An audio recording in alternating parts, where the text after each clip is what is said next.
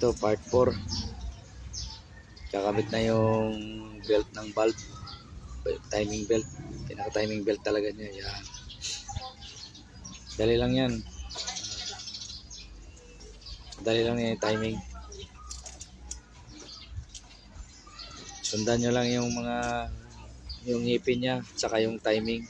Yung timing niya nasa ano lang, sa baba na kirat, saka yung yung malaki sa pan at saka sa ano